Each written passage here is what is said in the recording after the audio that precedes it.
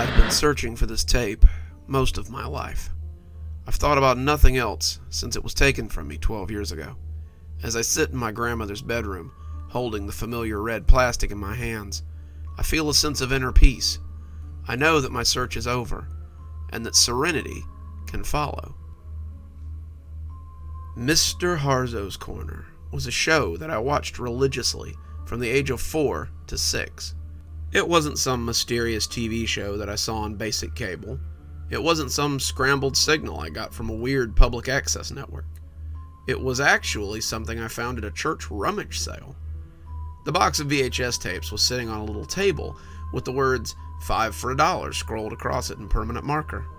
I had leafed through it and seen the usual church swap meet stuff. Winnie the Pooh, Veggie Tales, all the Disney movies with their cracked plastic windows and dirty fingerprints on the names. But nothing really stood out.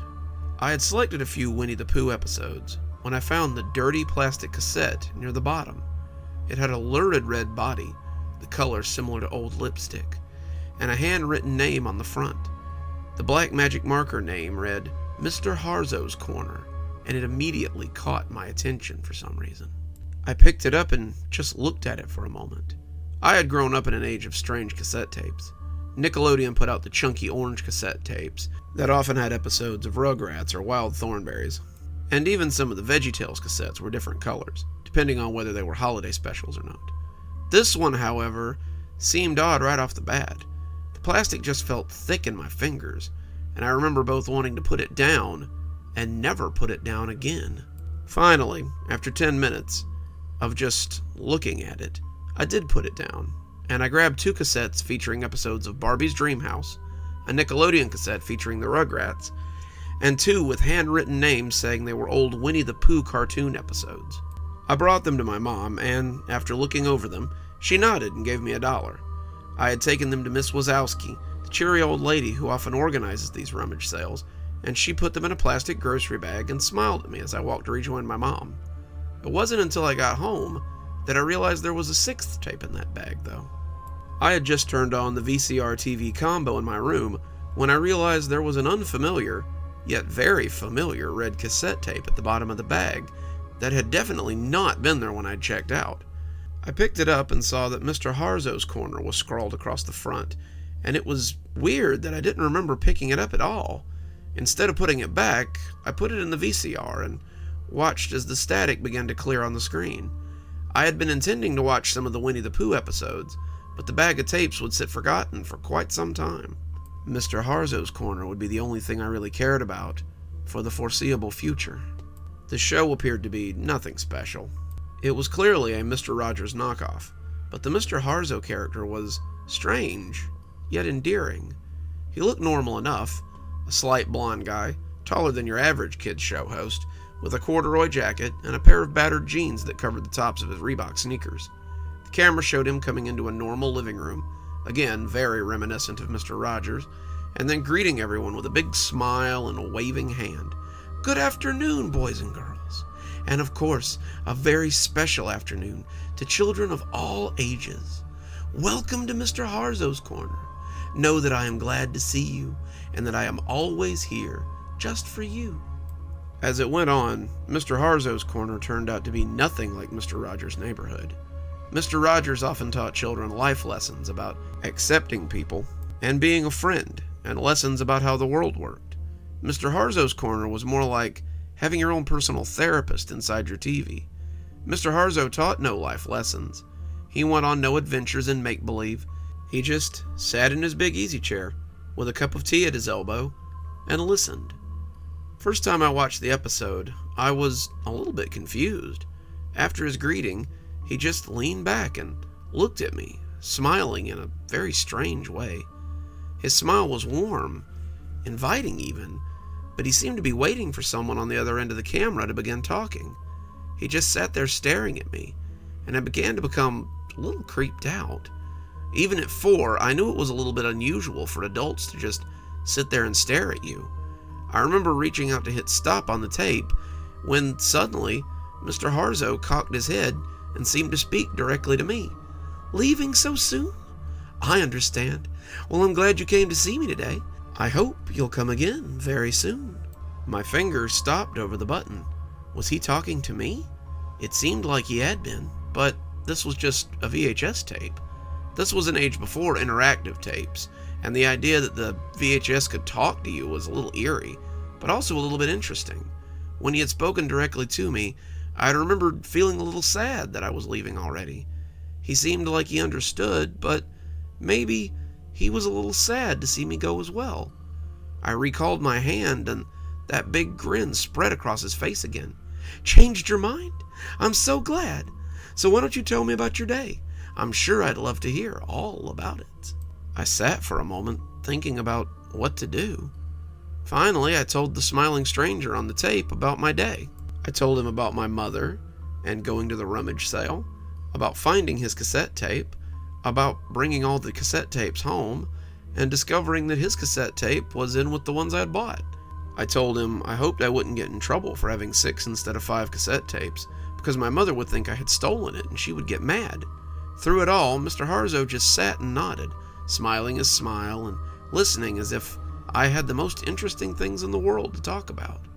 Even at 4, though, I began to think that this was just someone pretending to listen. I remember thinking back to shows like Dora the Explorer, where Dora would ask a question and then pretend to listen to your answer. No matter what you told her to do, whether it was to go towards the next thing she had to do or sit in the grass and look at the clouds, she always came up with the right answer and went off to do what she was supposed to. I assumed that Mr. Harzow would do the same. He would interrupt me any minute now, just like Dora did if you spoke for too long, and start on some pre-scripted bit of dialogue. But he didn't. He sat and listened politely until I was done speaking. Then he nodded and answered me as if we were two people having a normal conversation. It sounds as though it's been an exciting day for you. I'm glad you got to go and do something important, something that you enjoy. It's a real honor to be part of your life, and I hope we can be friends for many years to come. I spent the rest of the day in my room, talking with Mr. Harzow and telling him about my family, my home, and my life. He always seemed interested in my stories, and he always listened with that big smile and that fatherly way of talking about everything. My mom called me for dinner, and he said he would wait for me to come back. When I returned, he was still sitting and looking at the screen like I had never left. He asked me about dinner, and we talked until it was time for me to go to bed. Will I see you tomorrow? He asked, and I assured him that he would. I nearly left the TV on and just went to bed, but something told me that might be a bad idea. Not because the tape was cursed or haunted, but because Mom might come in and find it on. She might talk to Mr. Harzow, and Mr. Harzow might decide to be her friend instead of mine. The thought of losing Mr. Harzow, even after such a short time, made me feel furious, and I turned off the tape and went grudgingly to bed. I spent the next 5 months with my nose pressed against the TV screen, and Mr. Harzow listening to all my problems and woes. When my mom grounded me after the dog knocked the lamp over, he listened and consoled me. When my dad accidentally bumped me and I fell down the last 3 stairs, he was the one who told me it would all be okay. Every childhood problem, every unforeseen event, Mr. Harzow was there for me. It wasn't just that he listened. It wasn't even his advice that made me love him so. When Mr. Harzow talked to you, you felt like you were the most important person in the world. His attention was the most important thing you could ever have, and my 4-year-old brain drank that attention in. I became hesitant to leave the house, making up excuses why Mom couldn't go places, since I'd have to come with her. I wanted to spend every waking moment with my new friend, but something on the horizon would leave me with even less time with my dear Mr. Harzow. When I had to start kindergarten, Mr. Harzow told me how it would be new and exciting, and how he wanted to hear all about it when I got home. I attended kindergarten for about a week, coming straight home to lay on the floor of my room and talk with my new friend. When Mom got a new job. She had landed a job as a tech support supervisor for a new company, which meant she couldn't take me after school anymore. Dad worked in a prison, so he was almost always at work. It began to look like I might have to go into after-school care. I was understandably upset about this, because it would limit the already slim time I had to chat with Mr. Harzow. Fortunately, there was an alternative. My grandmother agreed to take me after school. My grandmother lived alone, my grandfather having died before I was born, and I think she was excited about watching me. Grandma had been very sad since my grandfather's passing, and it had turned her into a quiet shell of her former self. My mom always talked about what an outspoken and vivacious woman my grandmother had been when she was younger, and now it seemed like I might get to meet this new grandma. As bad as it sounds, I wasn't really all that interested in any of it though. I simply wanted a place with a VHS player so I could watch my tape. At first, that was all we did too. Grandma would pick me up from school, asking how my day had been, and asking what I might like to do once we got home, and I would tell her that I wanted to watch my tapes in the den. She would offer to bake cookies with me or maybe take me to the park, but I was fully invested in the silky voice of Mr. Harzow. I would come in and lay my book bag down and go sit in the den for hours as I talked quietly to my good friend about everything and anything. He smiled when I told him about my grandma and said it was nice that I was keeping her company. Grandmothers are such a valuable resource of knowledge, and the fact that you have such a good relationship with yours is truly special. I agreed, but I was still very guarded about the tape. I would often turn it off when Grandma brought me snacks or asked if I was interested in going outside. I didn't want her to see Mr. Harzow, and I think I was still afraid that she would take him away from me if she saw him. She would want him to be her friend, and then I would be unable to see him since he would want to spend all his time with her. Mr. Harzow never said as much. All of his advice was placidly given through the TV after he had sat and listened to me. But I knew that if I coveted this tape, then others might as well. Over time, Grandma did manage to coax me out of the den. I was 5 after all, and the smell of cookies or the promise of ice cream had a talismanic effect on me still. Mr. Harzow became an after-dinner friend, a rainy day friend, but I still found myself wanting to spend as much time with him as I could. No matter what I was doing, playing on the swings or sitting in class or making cookies with Grandma or even sleeping in my bed, it seemed that I was thinking about Mr. Harzow. I would find myself hungry for any time I could get with him, and there were nights that I quietly whispered to him from the floor of my room as my parents slept not too far away. It didn't come to a head until I got careless at Grandma's house one day. It had been the best day my 6-year-old brain could remember. Grandma had taken me to the local carnival, more of a street fair than a regular fair, and I had done it all. I had ridden ponies, I had eaten so much I thought I would bust, I had seen clowns and jugglers and listened to bands, and for a moment I'd even stopped feeling the tug of Mr. Harzow. We came home and I ate dinner, and Grandma asked me if I wanted some TV time before my mom came to pick me up. I said I did, and I rushed off to tell Mr. Harzow about all the exciting things I had done and seen, and he laughed and told me how much fun it all sounded like. As he spoke, I remember yawning as his pleasant voice drifted over me, and when I felt my face drifting towards the carpet, I don't even think I was aware I was going to sleep. When I woke up in my bed the next morning, I was confused. When I couldn't find my videotape in my bag before school, I was frantic. I thought about it the whole way to school and decided that I must have left it at Grandma's house. I had fallen asleep in front of the little TV in the guest room, and so the tape must still be there. I figured it wouldn't be a problem. Grandma was going to come pick me up after school, so I could get it while I was there. When my mom picked me up instead, I was a little bit confused. "Sorry, sweetie, but Grandma's sick, so she can't take you today." Mom had taken off work for the afternoon to pick me up, and I spent the afternoon walking around the house like a junkie. I hadn't been without my tape for the last few years, so being without it now was like torture. I tried to go out and play, but I just couldn't get interested in any of the games. I tried to watch TV, but none of my favorite shows seemed to hold my attention. I just walked around aimlessly, wanting to talk to Mr. Harzow. I'd had a pretty good day that day. He would want to hear about it. He would want to hear about how my team had won at dodgeball, about how my sculpture had been praised by the teacher in art class, about how I'd made a new friend. Not being able to tell him was torture, but I knew I had to stay strong. Grandma would be better tomorrow. I just knew it. It turned out, Grandma was sick that whole week, though. By the end of that week, I was becoming a mess. My parents just saw it as me being a hyperactive kid, but I felt like I was actually going through withdrawals. Sometimes I would just lie on the floor, knees tucked to my chest, and hyperventilate. I remember vividly the feeling of my breath as it rushed out and rasped wetly against my skin.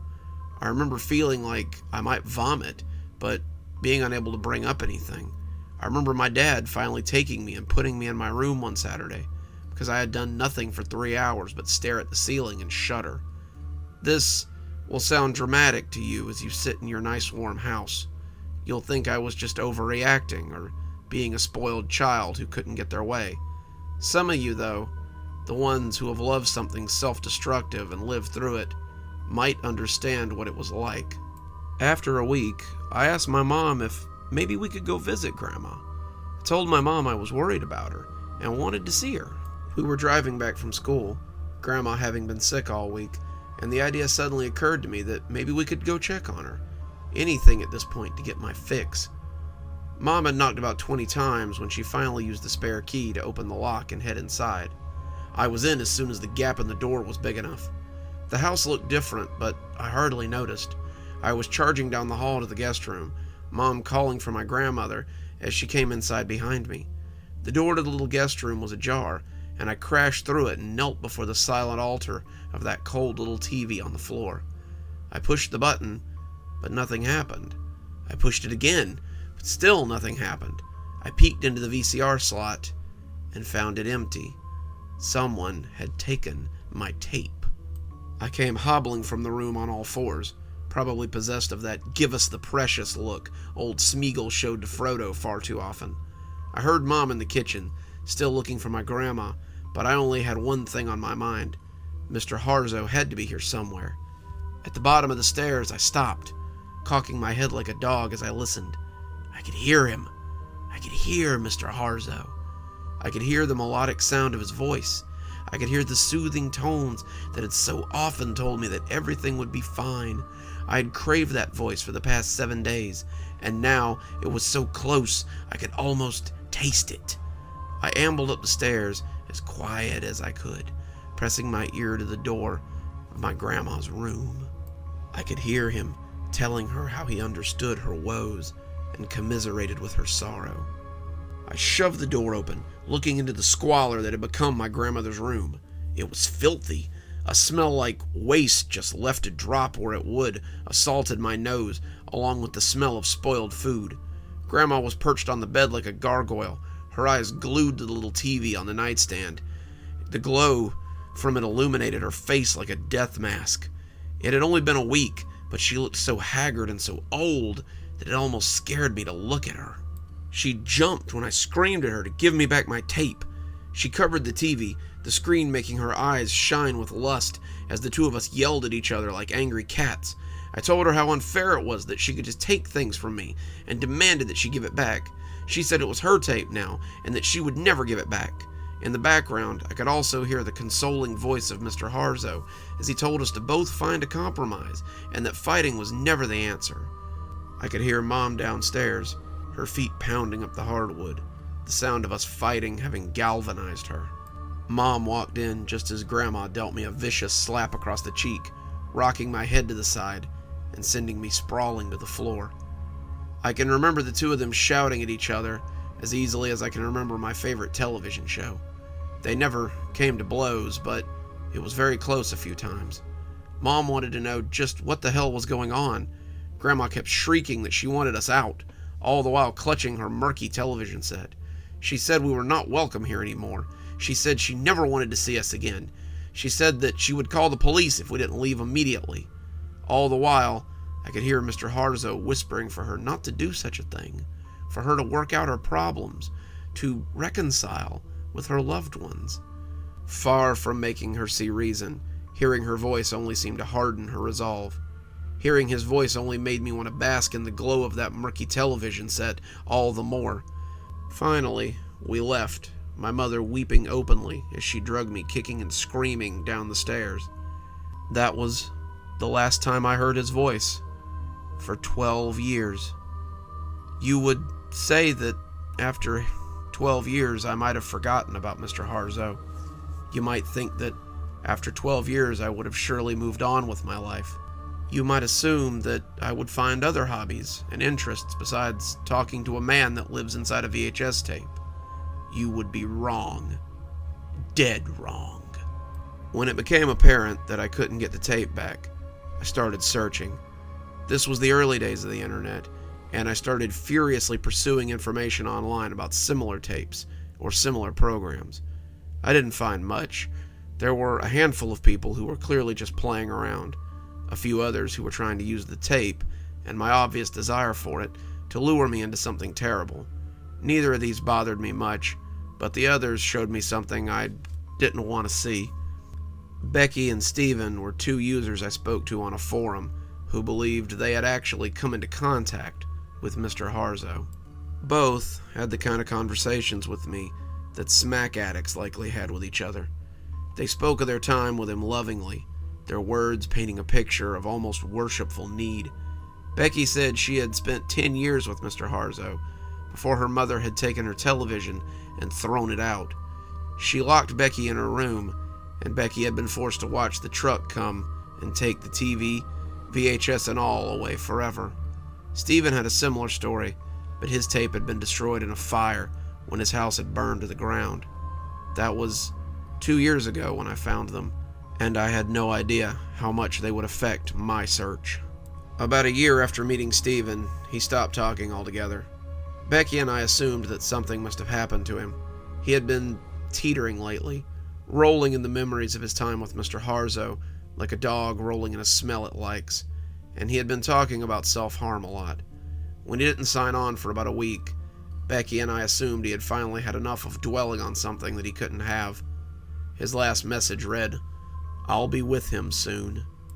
Becky, on the other hand, saw an opportunity that I never would have foreseen. She had been asking a lot of very loaded questions about where I lived, and more importantly, where my grandmother lived. You see, Grandma was still alive, even after 12 years of living under Mr. Harzow's watchful eye. No one had seen her, no one had heard from her, and she just sort of lived off her retirement and her slowly deteriorating house. I had walked by a few times, trying to find a way inside while she was away, but she never left. Her groceries were delivered, her mail spilled from her box, and she simply existed inside her crumbling tomb. I saw what Becky was after, and refused to tell her where she could find my tape. Becky, it seems, was more resourceful than I had thought, though. About a week ago, Mom got a call that Grandma had died.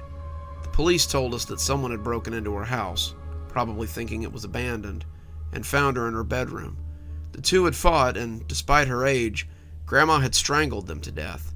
Her heart, however, wasn't quite as strong as her hands, and she had died with her fingers pressed into the flesh of the intruder.